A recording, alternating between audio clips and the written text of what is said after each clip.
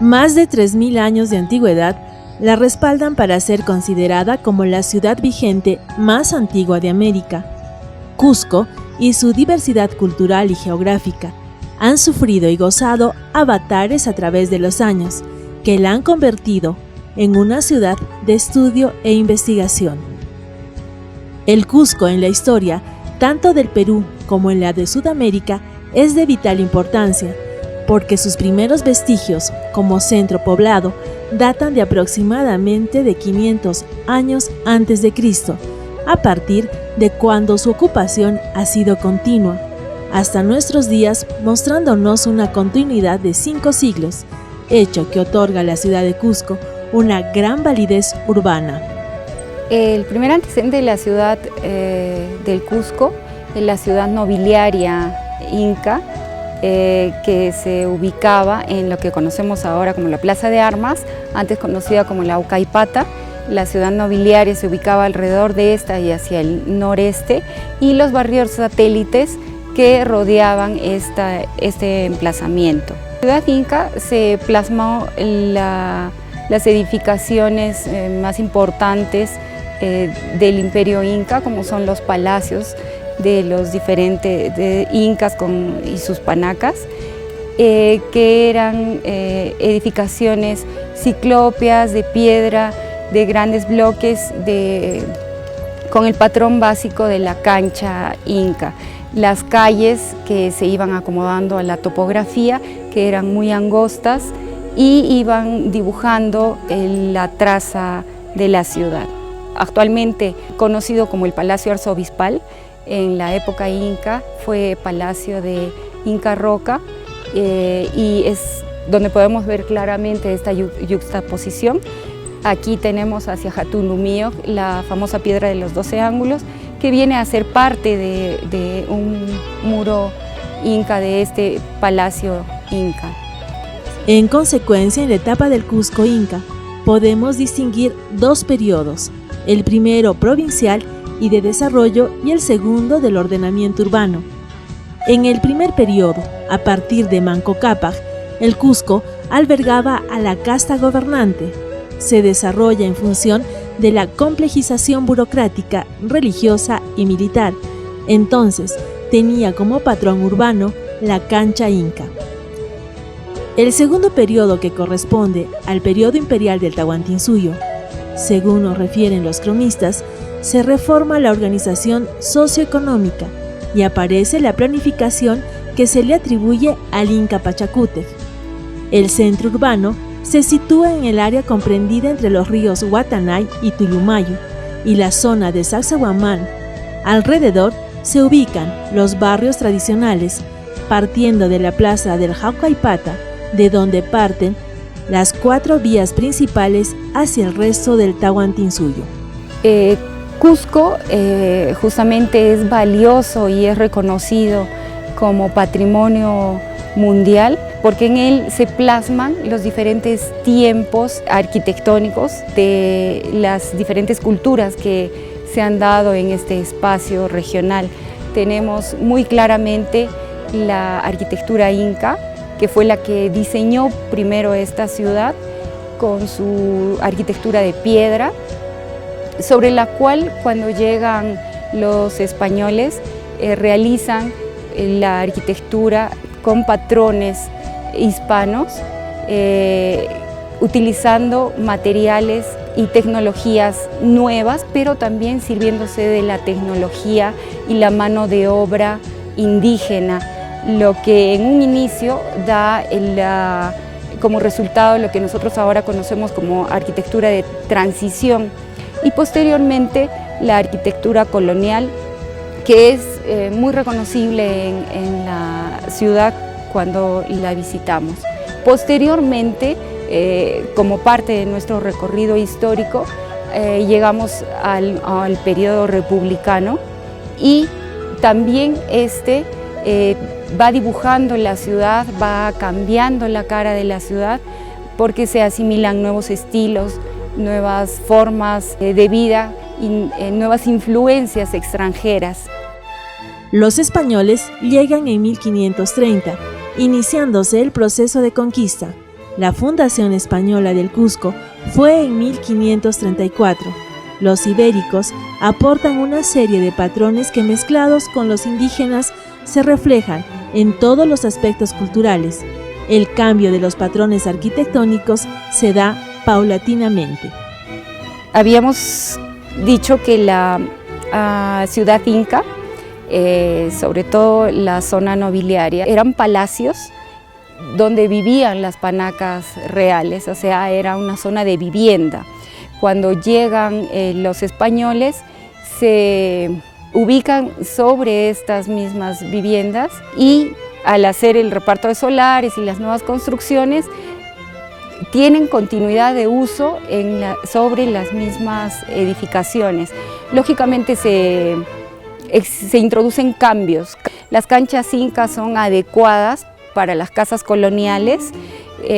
Muchas canchas incas o se subdividen o se juntan para armar el solar inca, y sobre estas se reedifican o se reutilizan parte de las estructuras, las bases, y se adiciona la nueva edificación colonial. El Cusco colonial conserva la conformación urbana incaica: andenes, plazas, calles, barrios. Al principio cambian las funciones urbanas de la ciudad y posteriormente se asumen formas arquitectónicas de España. Existe una época de transición comprendida entre los años de 1500 a 1600, en el que se implanta nuevas formas socioeconómicas y no se llega a modificar sustancialmente la estructura urbana inca. Se conserva la traza urbana. Los españoles no se asientan definitivamente en la ciudad, solo provisionalmente. Se introducen nuevos materiales con los que se construyen edificaciones sobre estructuras incas existentes. Con la independencia cortamos la relación que teníamos con el reino español, y tenemos la nueva injerencia de otros reinos, como son Inglaterra, influencia francesa y posteriormente la norteamericana. Estas nuevas relaciones que tenemos, tanto comerciales como políticas, con estos nuevos países, generan también cambios en los usos, las costumbres y las influencias estéticas que nos traen.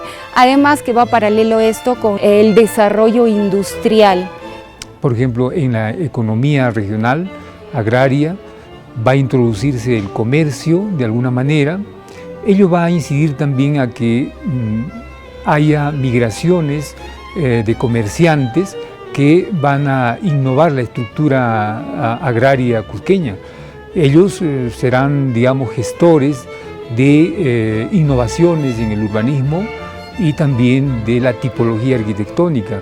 Estamos hablando de una pequeña burguesía, de modo que por ese lado hay una influencia de riqueza que se nota en la ciudad, en la tipología arquitectónica, ¿no? Y por otro lado también el Estado republicano realiza obras públicas, algunas obras públicas que tienen que ver con el saneamiento, con los espacios urbanos. Bueno, en este contexto general es que el lenguaje de la arquitectura republicana se ensambla a ese desarrollo histórico que seguía ya el Cusco en su desarrollo histórico, ¿no? Luego de la etapa colonial. En Cusco se introduce el uso de la rejería, que no había sido un trabajo muy extendido en la arquitectura cusqueña. Se introduce el uso del fierro fundido y de piezas que se traían desde Inglaterra importadas y se utilizan en los balcones, en las ventanas, en los corredores interiores de los patios. Es decir, las estructuras coloniales se van revistiendo con nuevos elementos decorativos acorde con la nueva moda y con la nueva tecnología que se está dando. Es muy fácil tener la lectura de estos nuevos elementos cuando uno va caminando por las calles. Es fácil de identificar la balconería que se va introduciendo, los elementos nuevos, podemos distinguir los balcones. En un inicio, la influencia de los balcones de cajón, muy similares a los que se usan en Lima en este periodo, un poco que copiamos acá los balcones, pero no es un uso extendido, son algunos ejemplos. Luego tenemos los balcones de fierro, que en su totalidad son de fierro o combinan la madera y el fierro, piezas vaciadas, que son las prefabricadas, o simplemente barrotes. Luego en puertas, ventanas se van introduciendo el uso de acornizamientos, el diseño de la carpintería se hace más simple, el barroco ya se deja de lado por completo y se utilizan diseños lineales más simples, no recargados como en el barroco. Para el siglo XX la influencia es ecléctica y esta influencia no solamente se da en Cusco, sino tenemos mucho más marcado en Lima. Importantes neoclásicos podríamos señalar, por ejemplo, el Arco de Santa Clara. Es un monumento construido en 1848 para rememorar la Confederación Peruano-Boliviana y que tiene influencia tanto por su concepción como por su estilo neoclásica. En la época republicana, iniciada en 1824, el Cusco languidece económicamente por la introducción de un nuevo funcionamiento económico del país. En el plano urbano arquitectónico, materia del presente informe, en este periodo se introducen nuevos conceptos como la vivienda tipo chalet y las avenidas rectas, con lo que se rompen los patrones tradicionales. La ciudad se va modificando lentamente en términos estéticos, lo que no afecta sustancialmente las estructuras y formas tradicionales del centro de la ciudad hasta el año de 1950, en el que se produce el terremoto, a raíz del cual se inicia una supuesta modernización más rápida y sustancial.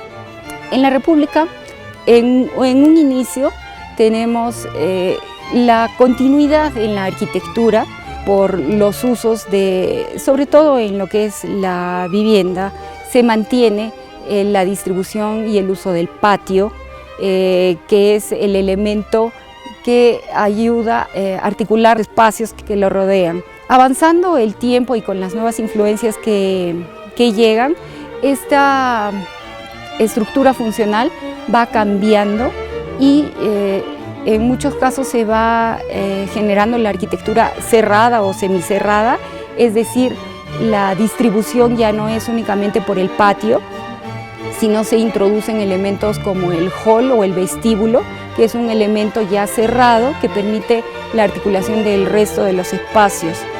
Por otro lado, también el patrón funcional de patio evoluciona hacia la planta en U, que es también intermedia entre el uso del patio y la vivienda completamente cerrada o abierta hacia el exterior. Y finalmente tenemos ya la introducción de la arquitectura completamente cerrada y el patrón completamente nuevo que viene a ser el chalet. Y el chalet se introduce justamente en las zonas urbanas de expansión, como son la avenida Pardo y la avenida Sol. El chalet tiene el esquema de distribución cerrado, deja jardines o espacios abiertos de transición entre la calle y el inmueble en sí, y introduce nuevos elementos tecnológicos como el uso de la calamina, pero también existen ejemplos que mantienen el uso del adobe aún, y otros introducen el uso del cemento en algunos elementos. Precisamente para profundizar sobre la arquitectura cusqueña a través del tiempo, del espacio y sobre todo para difundir y tomar conciencia en la importancia de vivir en una ciudad histórica que, además de ostentar importantes muestras arquitectónicas de diferentes épocas, cuenta con un pasado urbano de 5 siglos, pasado que ha sido tratado históricamente como una continuidad, una superposición de trazas y elementos urbanos.